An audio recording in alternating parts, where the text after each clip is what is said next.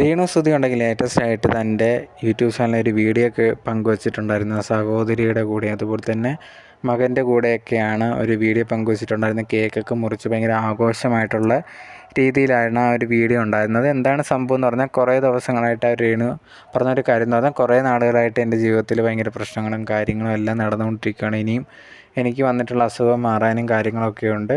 ഇതിൻ്റെ ഇടയിൽ എനിക്ക് സന്തോഷമായിട്ട് കിട്ടിയ ഒരു അവസരമാണിത്. അത് ഞാൻ ആഘോഷിക്കാം എന്നുള്ള രീതിയിൽ തീരുമാനിച്ചതാണ്.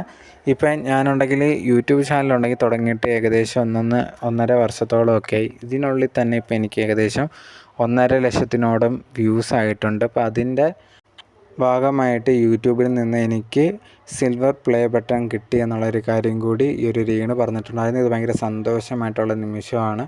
ഇത് കുറേയധികം ആഗ്രഹിച്ചിട്ടുണ്ടായിരുന്നു. പക്ഷേ ഈ ഒരു സിറ്റുവേഷനിൽ കിട്ടുമ്പോഴത്തേനും നമുക്ക് സന്തോഷിക്കാൻ കുറച്ച് കാര്യങ്ങൾ വേണമല്ലോ. അപ്പോൾ ഇത് ഭയങ്കര സന്തോഷമുണ്ട്. അതുകൊണ്ടാണ് കേക്കൊക്കെ മുറിച്ച് ഇത് കണക്ക് ആഘോഷിക്കുന്നത്. ഇതിനെ സപ്പോർട്ട് ചെയ്ത് ഇത് കിട്ടാൻ മെയിനായിട്ടുള്ള സപ്പോർട്ട് എന്ന് പറയുന്നത് നിങ്ങളാണ്. നിങ്ങൾ സബ്സ്ക്രൈബ് ചെയ്തത് കൂടെയാണ് എനിക്കിതൊക്കെ കിട്ടിയത്.